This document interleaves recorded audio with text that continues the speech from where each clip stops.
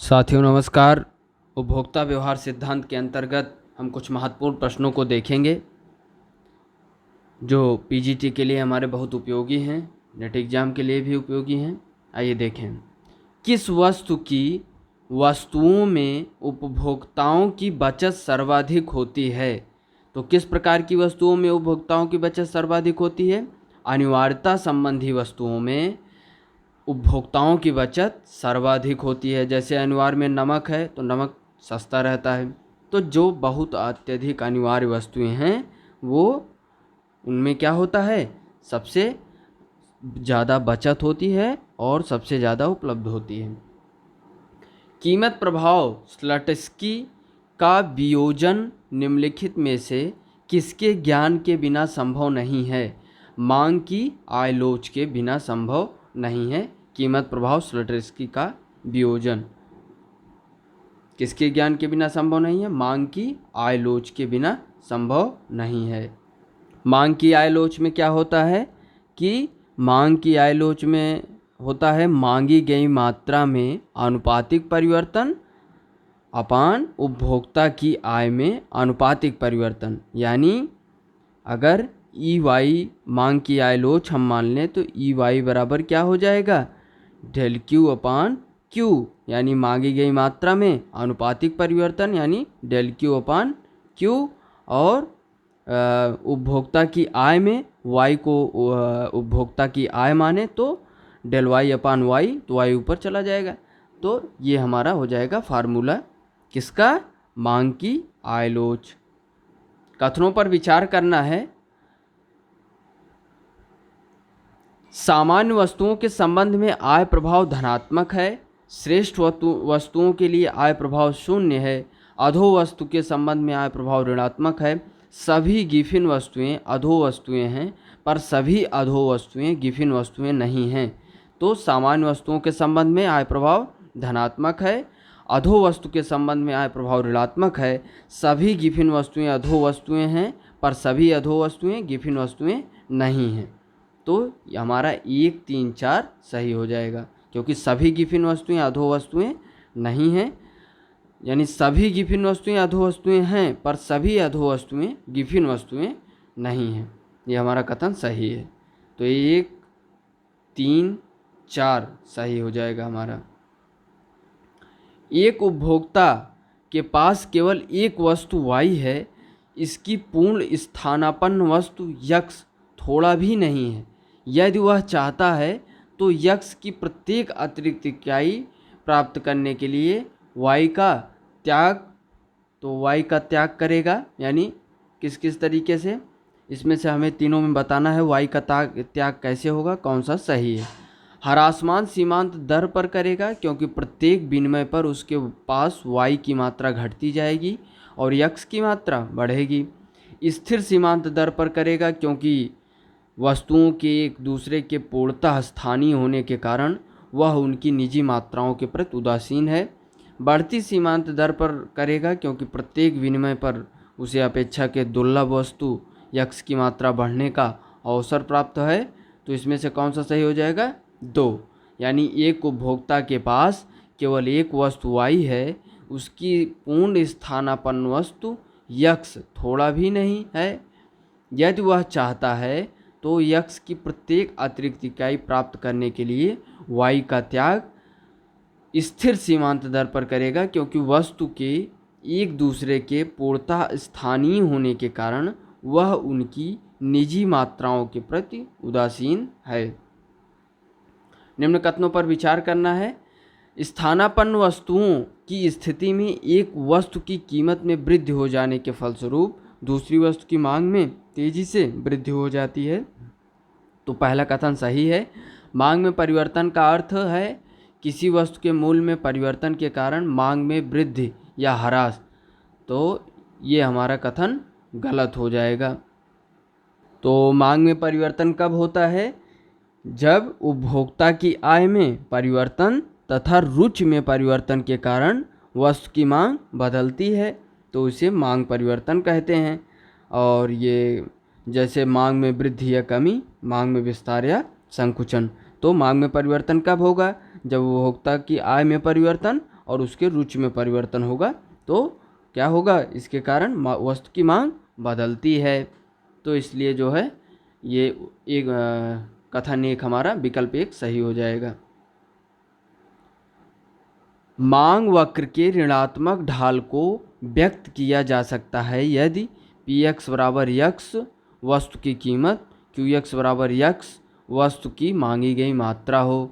तो कैसे हो जाएगा, क्यू एक्स इंटू 1/px इसके ऋणात्मक ढाल को प्रदर्शित करेगा। अगले क्वेश्चन की बात करें, मांग वक्र के बाएं से दाएं नीचे की ओर गिरने के प्रमुख कारणों से संबंधित निम्नलिखित कथनों पर विचार करना है। सीमांत उपयोगिता ह्रास नियम का लागू होना, कीमत परिवर्तन के फलस्वरूप उत्पन्न प्रतिस्थापन प्रभाव, कीमत परिवर्तन के फलस्वरूप उत्पन्न आय प्रभाव। तो इसमें से मांग वक्र के बाएं से दाएं नीचे की ओर गिरने का प्रमुख कारण ये हमारे तीनों सही कथन है कि सीमांत उपयोगिता ह्रास नियम का लागू होना, कीमत परिवर्तन के फलस्वरूप उत्पन्न प्रतिस्थापन प्रभाव, कीमत परिवर्तन के फलस्वरूप उत्पन्न आय प्रभाव। अगले क्वेश्चन की बात करें, मांग में वृद्धि अथवा कमी के कारण से संबंधित निम्नलिखित कथनों पर विचार करना है। कौन सा कथन सही है? वस्तु की उपयोगिता में परिवर्तन, संबंधित वस्तुओं की कीमत में परिवर्तन, उपभोक्ता की रुचि, फैशन आदि में परिवर्तन, भविष्य में कीमत में परिवर्तन की आशंका। तो इसमें से कौन सा कथन सही है? ये चारों कथन हमारे क्या हैं? सही हैं। मांग में वृद्धि अथवा कमी के कारण कौन कौन से हो सकते हैं? वस्तु की उपयोगिता में परिवर्तन, संबंधित वस्तुओं की कीमत में परिवर्तन, उपभोक्ता की रुचि, फैशन आदि में परिवर्तन, भविष्य में कीमत में परिवर्तन की आशंका। एक सरल मांग वक्र लोचदार होता है। इस संबंध में निम्नलिखित कथनों पर विचार करना है। कब लोचदार होगा? जब मांग वक्र के संपूर्ण लंबाई पर, मध्यबिंदु पर, मध्यबिंदु से नीचे मांग अक्ष की ओर, मध्य बिंदु से ऊपर मांग अक्ष की ओर। तो इसमें से चौथा कथन हमारा सही हो जाएगा। सरल मांग वक्र लोचदार होता है कब? मध्य बिंदु से ऊपर मांग अक्ष की ओर। दो वस्तुएं x तथा y की कीमतें क्रमशः पी एक्स बराबर 6, पी वाई बराबर 3 रुपये हैं। यदि एक उपभोक्ता अपनी समस्त आय इन दोनों वस्तुओं पर खर्च करते हुए बजट प्रतिबंध के एक बिंदु पर हैं जहां यमार्यस एक्स वाई बराबर है 3:1 है, तो इसमें हमें बताना है कि दो वस्तुएं x तथा y की कीमतें क्रमशः पी एक्स बराबर 6 और पी वाई बराबर 3 रुपये हैं। यदि एक उपभोक्ता अपनी समस्त आय इन दोनों वस्तुओं पर खर्च करते हुए बजट प्रतिबंध के एक बिंदु पर है जहां यह अनुपात कितना है? 3:1। तो इसमें हमें बताना है, आइए विकल्पों को देख लेते हैं। यदि वह अपने व्यय को x की मात्रा बढ़ाकर तथा y की मात्रा में कमी कर पुनरावंटित करता है, उपभोक्ता की कुल उपयोगिता में वृद्धि होगी। उपभोक्ता की कुल उपयोगिता में इस बिंदु पर अधिकतम होगी। यदि वह दोनों वस्तुओं पर अपने व्यय को कम करता है तो उपभोक्ता की कुल उपयोगिता में वृद्धि होगी। तो देखें कौन सा कथन सही है? तो कथन एक हमारा सही है। तो यदि वह अपने व्यय को x की मात्रा बढ़ाकर y की मात्रा में कमी कर पुनरावंटित करता है तो उपभोक्ता की कुल उपयोगिता में वृद्धि होगी। यही हमारा सही हो जाएगा। निम्नलिखित में से मांग का एक प्रकार है। तो मांग का एक प्रकार क्या है? आड़ी मांग। ये जो है मांग का एक प्रकार है। अगले क्वेश्चन की बात करें, मांग की लोच से अभिप्राय है। तो कीमत में परिवर्तन के कारण मांग में परिवर्तन। मांग की लोच से अभिप्राय है कि कीमत में परिवर्तन के कारण मांग में परिवर्तन। मांग की लोच का निर्धारक घटक होता है किसी वस्तु की प्रकृति। मांग की लोच का निर्धारक घटक होता है किसी वस्तु की प्रकृति। एक दूसरे की स्थानापन्न वस्तुओं जैसे चाय एवं कॉफ़ी आदि की मांग की आड़ी लोच किस प्रकार की होगी? तो धनात्मक होगी। यदि आय में वृद्धि के साथ मांग कम हो जाए तो वस्तु की आय लोच कितनी होगी? यदि आय में वृद्धि के साथ मांग कम हो जाए तो वस्तु की आय लोच ऋणात्मक होगी। अगले क्वेश्चन की बात करें। एक वस्तु की कीमत में परिवर्तन के परिणाम स्वरूप जब दोनों वस्तुओं की मांग घटती है या बढ़ती है तो मांग की तिरछी लोच होगी। तो मांग की तिरछी लोच ऋणात्मक होगी। समाज में धन का वितरण असमान होने पर मांग की लोच होगी बेलोचदार। सबसे कम मांग की लोच किस वस्तु की होती है? तो नमक की। इन सभी में मकान, टीवी, कार, तो इन सभी में नमक की मांग लोच सबसे कम होती है।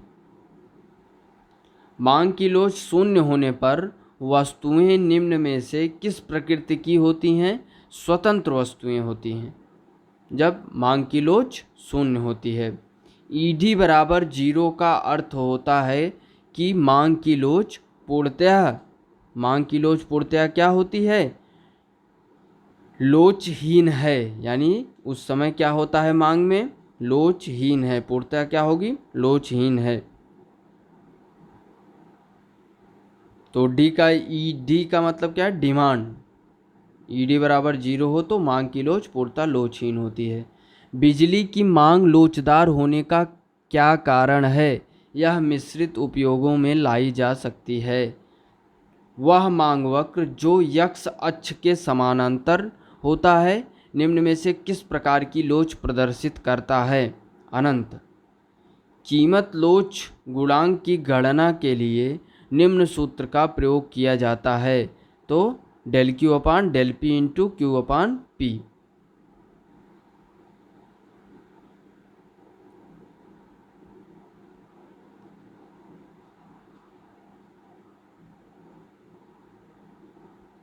तो इसमें इस क्वेश्चन में डेल क्यू क्या हो जाएगा? मांगी गई मात्रा में परिवर्तन। डेल पी क्या हो जाएगा? कीमत में परिवर्तन। और क्यू मूल मात्रा हो जाएगी और पी मूल कीमत हो जाएगा। यानी पी प्राइस यानी मूल कीमत। तो यानी मांग का प्रतिशत परिवर्तन अपान मूल्य का प्रतिशत परिवर्तन। तो ये हमारा क्या हो जाएगा? कीमत लोच गुणांक। अगले क्वेश्चन की बात करें तो कौन सा कथन सही है? सही कथन हमें बताना है। आड़ी मांग में वस्तुएं प्रतियोगी व पूरक होती हैं। तो यही हमारा विकल्प बी सही हो जाएगा कि आड़ी मांग में वस्तुएं प्रतियोगी व पूरक होती हैं। मांग की आड़ी लोच में क्या कहा जाता है कि इस बात की माप की जाती है कि किसी वस्तु की संबंधित वस्तुओं के मूल्यों में एक निश्चित परिवर्तन होने पर उस वस्तु की मांग में कितना परिवर्तन होगा, इसकी गणना करने के लिए यह मान लिया जाता है कि उपभोक्ता की आय में या उपभोक्ता की आय एवं उस वस्तु की मूल्य स्थिर होती है। तो ये हमारी क्या हो जाएगी? मांग की आड़ी लोच। इसमें क्या होता है? पूरक वस्तुओं के संबंध में आड़ी लोच तथा स्थानापन्न वस्तुओं के संबंध में भी आड़ी लोच। यानी आड़ी मांग में वस्तुएं प्रतियोगी व पूरक होती हैं। मांग की आय लोच को निम्न सूत्रों से सहायता से मापा जाता है। तो del Q upon del Y into Q upon Y. विकल्प बी हमारा सही हो जाएगा। क्यू मात्रा हो जाएगी, वाई आय हो जाएगा। यानी मात्रा में प्रतिशत परिवर्तन, आय में प्रतिशत परिवर्तन। यदि उपभोक्ता की आय में 1% वृद्धि होती है और परिणाम स्वरूप वस्तु की मांग में 5% वृद्धि होती है तो मांग की आय लोच गुणांक होगी। तो मांग की फार्मूला में रख के मांग की आय लोच गुणांक 5 होगी। यदि कीमत में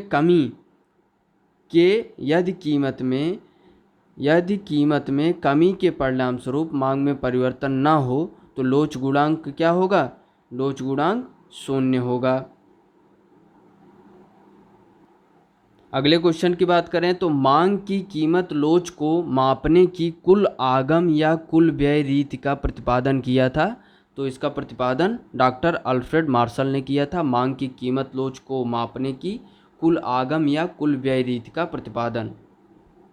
स्थिर ढाल वाले रेखीय मांग वक्र के विभिन्न बिंदुओं पर मांग की कीमत लोच होती है। तो मांग की कीमत लोच भिन्न भिन्न होती है। मांग की कीमत लोच को मापने की कौन सी विधियां हैं? तो कुल आगम या कुल व्यय रीत, आनुपातिक रीत, बिंदु विधि, ये सभी जो है मांग की कीमत लोच मापने की विधियां हैं। मूल्य में 10% परिवर्तन तथा मांग में 15% परिवर्तन होने पर मांग का मूल्य सापेक्षता कितना होगी? 1.5 होगी। तो इसको हम फार्मूले में रख के निकाल लेंगे तो 1.5 होगी। 15 ठीक। अगले क्वेश्चन की बात करें, कीमत दिया है और मात्रा दिया है। वाई अक्ष पर कीमत है, एक्स अक्ष पर मात्रा है और कर्व बना है। इसमें हमें बताना है कि इस रेखा चित्र के अनुसार मांग की मूल्य सापेक्षता होगी। तो मांग की मूल्य सापेक्षता क्या होगी? मांग मूल्य सापेक्षता क्या हो जाएगा? ईडी बराबर पी के अपान पी आर। विकल्प 1 हमारा सही हो जाएगा। अगले क्वेश्चन की बात करें तो निम्न कथनों पर विचार करना है। यदि दो वस्तुएं स्वतंत्र हैं तथा तब उनके मध्य प्रतिस्थापन की मांग लोच शून्य होगी। एक ही मांग वक्र के भिन्न भिन्न बिंदुओं पर मांग की लोच बदलती रहती है। तो दोनों कथन क्या हो जाएंगे? सही हो जाएंगे। यदि दो वस्तुएं स्वतंत्र हैं तब उनके मध्य प्रतिस्थापन की मांग लोच शून्य होगी। एक ही मांग वक्र के भिन्न भिन्न बिंदुओं पर मांग की लोच बदलती रहती है। दो निकट स्थानापन्न वस्तुओं में मांग की प्रतिस्थापन लोच इकाई से अधिक होगी। जब दो निकट स्थानापन्न वस्तुओं में मांग की प्रतिस्थापन लोच इकाई से अधिक होगी।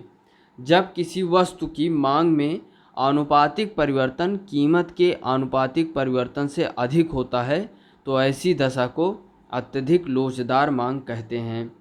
मांग की लोच की कुल आगम तथा कुल व्यय रीति द्वारा मापने का श्रेय किस अर्थशास्त्री को जाता है? मार्शल को जाता है। अगले क्वेश्चन की बात करें, मांग की आड़ी लोच का सूत्र क्या है? तो यक्स वस्तु के मांग में आनुपातिक परिवर्तन अपान वाई वस्तु की कीमत में आनुपातिक परिवर्तन ही क्या है? हमारा मांग की आड़ी लोच का सूत्र है। अगले क्वेश्चन की बात करें, निम्नलिखित में से कौन सी मांग की कीमत लोच की श्रेणियों से संबंधित है? तो ई डिमांड यानी ED is greater than 1, ED is less than 1। तो ये दोनों श्रेणियां जो है कीमत लोच से संबंधित हैं।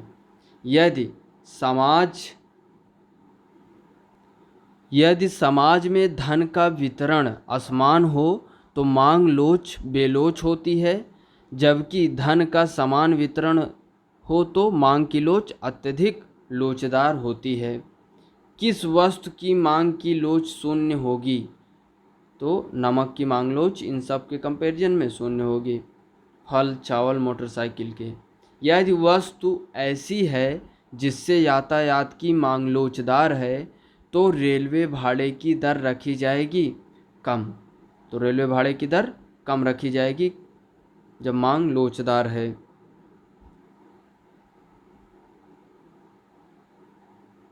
एक लोच मांग वक्र वाली वस्तु की कीमत में वृद्धि होती है तो उपभोक्ता का इस वस्तु के लिए कुल व्यय स्थिर बना रहता है। सीमांत आय शून्य होगी यदि मांग की लोच 1 के बराबर है। मान लिया जाए कि मांग की आय लोच इकाई से अधिक है, तब वह वस्तु क्या होती, यानी वह वस्तु क्या होगी? तो मांग की आय लोच इकाई से अधिक है तो इसका मतलब वह विलासिता की वस्तु होगी। यदि मांग की लोच डेल एक्स अपान एक्स फिर upon del p upon p है तो डेल पी अपान पी बराबर 0 हो तो ऐसी स्थिति में मांग की लोच बराबर होगी। तो जब किसी का अपान 0 हो जाए तो अनंत हो जाएगा। अगले क्वेश्चन की बात करें तो कथनों पर विचार करना है। सीमांत आगम एवं सीमांत लागत परस्पर विरोधी नहीं है। जब मांग की लोच जब मांग की लोच इकाई हो तो सीमांत आय 1 के बराबर होगी। तो यह दोनों कथन हमारा सही नहीं है। जब दो वस्तुओं के बीच मूल्य की आड़ी लोच शून्य होती है तब ऐसी वस्तुएं कही जाती हैं स्वतंत्र वस्तुएं कही जाती हैं। बेलोच मांग निम्नलिखित में से कौन सी वस्तु में है? तो अनाज जो है इसमें बेलोच मांग है। यदि देश के निर्यात की मांग लोचदार है तो विदेशों में उन पर क्या प्रभाव होगा? ऊंची कीमतों पर उनको बेचा जा सकता है। मांग की कीमत लोच ईडी, मांग की प्रतिस्थापन लोच ईएस तथा मांग की आय लोच ईवाई का गणितीय संबंध है। तो ई डिमांड यानी मांग की कीमत लोच बराबर हो जाएगा lambda e y plus 1 minus lambda e s. यदि एक सीधी मांग रेखा बनाई जाए जहां वह यक्ष अक्ष को छूती हो तो उस बिंदु पर मांग की लोच क्या होगी? तो जब सीधी रेखा होगी तो उस बिंदु पर मांग लोच शून्य होगी। कथनों पर विचार करना है। प्रायः आवश्यकता की वस्तुओं तथा रस्सी आवश्यकता की वस्तुओं की मांग की लोचदार होती है। यानी प्रायः आवश्यकता की वस्तुओं तथा रस्सी आवश्यकताओं की वस्तुओं की मांग की लोचदार होती है। एक समान ढाल वाले मांग वक्र पर एक दी गई कीमत पर मांग की लोच भिन्न हो सकती है। तो ये जो है दो कथन हमारा केवल दो ही सही रहेगा, विकल्प भी सही रहेगा। निम्नलिखित कथनों पर विचार करना है। यदि दो वस्तुएं स्वतंत्र हैं तो उनके मध्य प्रतिस्थापन की मांग लोच शून्य होगी। तो विकल्प ये हमारा सही हो जाएगा। यदि मांग की आड़ी लोच की संख्या ऋणात्मक है तो वस्तुएं होंगी। यदि मांग की आड़ी लोच की संख्या ऋणात्मक है तो वस्तुएं पूरक वस्तुएं होंगी। निम्नलिखित कथनों पर विचार करना है। क्लासिकल अर्थशास्त्री कीमत और उपयोगिता के बीच पाए जाने वाले घनिष्ठ संबंध से परिचित नहीं थे।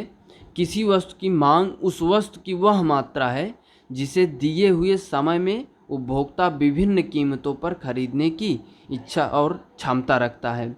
जब किसी वस्तु के स्थानापन्न उपलब्ध होते हैं तो उसकी मांग बेलोचदार होती है।